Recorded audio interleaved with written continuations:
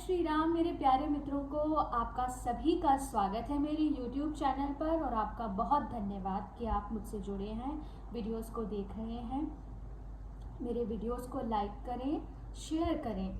मुझे पूरी आशा है कि आपको विनय पत्रिका के इन पदों को सुनकर आनंद मिलेगा। तो विनय पत्रिका का पाठ आगे बढ़ाते हैं। पद संख्या 164। जानत प्रीति रीति रघुराई। प्रीति की रीति तो एक श्री रघुनाथ जी ही जानते हैं, अर्थात प्रीति कैसे की जाती है यह तो केवल श्री राम जी जानते हैं। नाते सब हाथे करी राखत, राम स्नेह सगाई। श्री राम जी सब नातों को छोड़कर केवल एक प्रेम का ही नाता रखते हैं। जिन महाराज दशरथ ने प्रेम के निभाने में आगे लिखा है कि नेह निबाही देह तजी, दशरथ कीर्ति अचल चलाई। जिन महाराज दशरथ ने प्रेम के निभाने में शरीर छोड़कर अपनी अचल कीर्ति स्थापित कर दी। जब राम जी वन को गए तो राजा दशरथ उनके वियोग में मृत्यु को प्राप्त हो गए और अमर हो गए। पर राम जी ने क्या किया? ऐसे हु पितु ते अधिक गीध पर, ममता गुण गरुआई। उन प्रेमी पिता से भी आपने जटायु गीध पर अधिक ममता दिखाई और उनके गुण गौरव का गान किया। अर्थात दशरथ का मरण राम के सामने नहीं हुआ, परंतु प्यारे गिद्ध के प्राण तो राम की गोद में निकले और उनके हाथों पिंडदान देकर गिद्ध का उद्धार भगवान राम ने किया। आगे लिखा है तिया बिरहि सुग्रीव सखा लखी, प्राण प्रिया बिसराई।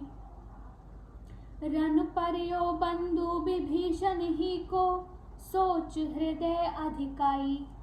यहाँ पर इसका भावार्थ है कि जब मित्र सुग्रीव को स्त्री के विरह में देखा तो आपने अपनी प्राणों से भी प्यारी सीता जी को भुला दिया। तात्पर्य यह है कि पहले जानकी जी का पता लगाने की बात को छोड़कर उन्होंने बाली को मारकर सुग्रीव का दुख दूर किया। उसी तरह रणभूमि में शक्ति के लगने से प्यारे भाई लक्ष्मण मूर्छित होकर पड़े हैं, पर उनका दुख भूलकर आप हृदय में विभीषण की चिंता करने लगे। आपने सोचा कि जब लक्ष्मण ही न बचेंगे तो रावण से युद्ध करने का क्या लाभ, और नहीं युद्ध करूंगा तो वानर भालू सब घर चले जाएंगे, तब रावण जीवित रहेगा तो विभीषण का क्या होगा। घर गुरु ग्रह प्रिय सदन सासुरे, भई जब जहाँ पहु नाई। तब तहाँ कहीं सबरी के फलनी की, रुचि माधुरी न पाई।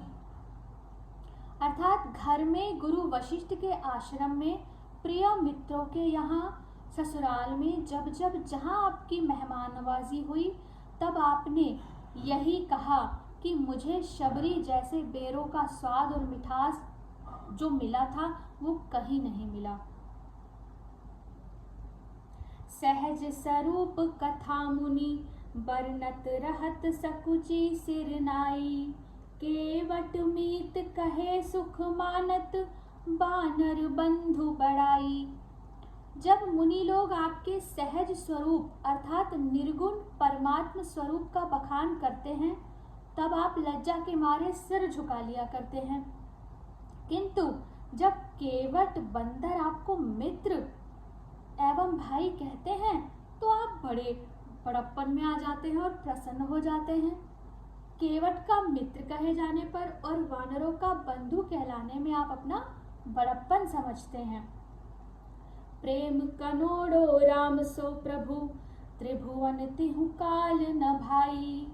तेरो ऋणी हऊ कहो कपीसो, ऐसी मानी ही को सेवकाई। हे भाई, रघुनाथ जी के समान प्रेम के वश रहने वाला तीनों लोकों में कोई दूसरा नहीं है और तीनों कालों में भी कोई दूसरा नहीं है। जिन्होंने हनुमान जी से यहाँ तक कह दिया कि मैं तेरा ऋणी हूँ, उनके समान सेवा के लिए कृतज्ञ होने वाला कि वो इतने कृतज्ञ हो गए कि अपने दास के ही ऋणी बन गए, ऐसा कौन है। तुलसी राम स्नेह सील लखी, जो न भक्ति उर आई। तो ही जन्मी जाए जननी जड़, तनु तरुणता गवाई। हे तुलसी, श्री रामचंद्र जी का ऐसा स्नेह और शील आचरण देखकर भी उनके प्रति यदि तेरे हृदय में भक्ति का उदय नहीं हुआ ना, तो तुझे जन्म देकर तेरी माँ ने व्यर्थ ही अपनी जवानी खोई है। कितने अच्छे उदाहरण तुलसीदास जी दे रहे हैं। बार बार इन उदाहरणों को हम पढ़ रहे हैं और बड़े आनंददायक ये पद हैं। आगे के पद का पाठ हम अगले वीडियो में करेंगे। जय श्री राम।